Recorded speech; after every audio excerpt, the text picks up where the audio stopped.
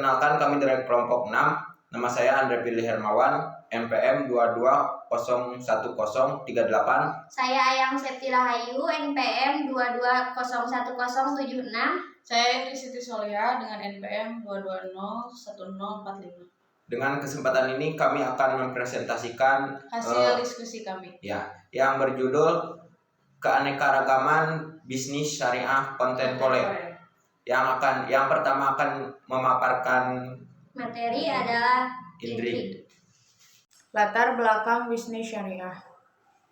Bisnis syariah menjadi primadona di Indonesia. Tata cara bisnis perbankan dan pembiayaan yang mengikuti kaidah Islam ini juga diminati oleh non-muslim. Bahkan, beberapa bank asing juga sudah melebarkan sayapnya menekuni bisnis ini. Sebut saja HSBC, hingga beberapa nama lain yang antre menunggu izin resmi dari Bank Indonesia atau BI untuk bisa menjalankan bisnis syariah. Perkembangan bisnis syariah kontemporer telah diadopsi ke dalam kerangka besar kebijakan ekonomi di Indonesia dewasa ini. Adapun kebijakan tersebut dipelopori oleh Bank Indonesia dengan diberlakunya Undang-Undang Nomor 10 Tahun 1998 sebagai dengan menetapkan perbankan syariah sebagai salah satu pilar penyangga dual banking system. Selain itu, Departemen Keuangan melalui Badan Pengawas Pasar Modal dan Lembaga Keuangan Baperpam LK telah mengikuti keberadaan lembaga keuangan syariah non-banking seperti asuransi dan pasar modal syariah. Baik, selanjutnya ada perkembangan bank syariah di Indonesia. Perkembangan bank syariah di Indonesia pertama kali dipeloporkan oleh Bank Muamalat di Indonesia yang berdiri pada tahun 1991. Bank ini pada awalnya berdiri dipraksai oleh Majelis Ulama Indonesia atau MUI dan pemerintah, serta mendapat dukungan dari Ikatan Cendekiawan Muslim Indonesia atau disingkat ICMI dan beberapa pengusaha muslim. Perbedaan bank kontemporer dan bank syariah. Bank kontemporer menggunakan prinsip kontemporer dengan acuan peraturan nasional dan internasional berdasarkan hukum yang berlaku. Sementara bank prinsip syariah berdasarkan hukum Islam mengacu dari Al-Quran dan hadis serta diatur oleh fatwa ulama sehingga seluruh aktivitas keuangan menganut prinsip Islam. Hukum dasar bank syariah. Bank syariah secara yuridis normatif dan yuridis empiris diakui keberadaannya di negara Republik Indonesia.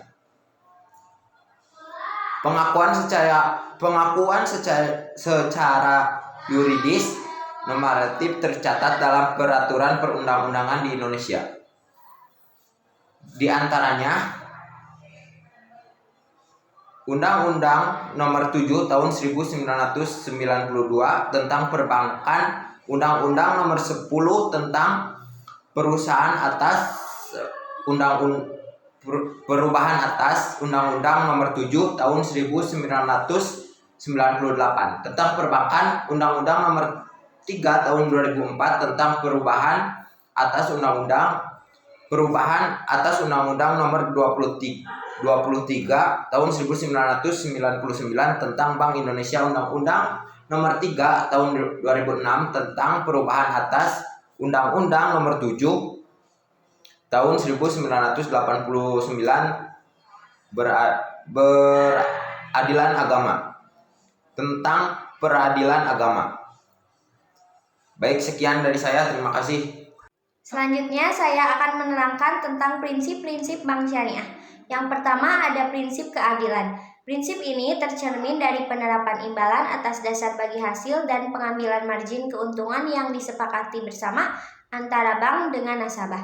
Lalu yang kedua ada prinsip kesederhanaan. Bank syariah menempatkan nasabah penyimpanan dana, nasabah penggunaan dana maupun bank pada kedudukan yang sama dan sederajat. Lalu yang ketiga ada prinsip ketentraman. Produk-produk bank syariah telah sesuai dengan prinsip dan kaidah muamalah Islam antara tidak adanya unsur riba serta penerapan zakat harta. Artinya, nasabah akan merasakan ketentraman lahir maupun batin. Kesimpulan perkembangan ekonomi dan bisnis syariah telah diadakan ke dalam kerangka besar kebijakan ekonomi di Indonesia dewasa ini. Adapun kebijakan tersebut dipelopori oleh Bank Indonesia dengan diberlakukannya Undang-Undang Nomor 10 Tahun 1998 sebagai dengan menetapkan perbankan syariah sebagai salah satu pilar penyelenggara dual banking system. Perbankan syariah Indonesia pertama kali dipelopori oleh Bank Muamalah Indonesia yang berdiri pada tahun 1991.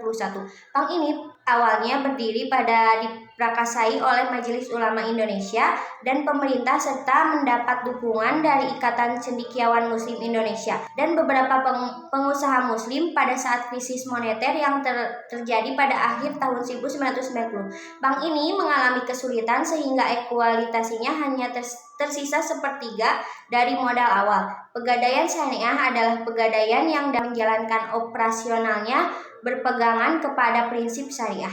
Lalu pasar modal syariah. Pada pasar modal syariah bukanlah pasar modal yang independen atau fraksi tersendiri di dalam pasar modal. Pasar modal di Indonesia tidak mengenal dikotom antara syariah dan konvensional. Obligasi syariah adalah suatu surat berharga jangka panjang berdasarkan prinsip syariah yang dikeluarkan emiten kepada pemegang obligasi syariah yang mewajibkan emiten untuk membayar pendapatan kepada pemegang obligasi syariah.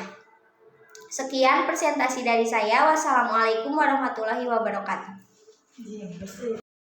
Sekian presentasi dari kami. Mohon maaf apabila banyak kesalahan. Wassalamualaikum warahmatullahi wabarakatuh.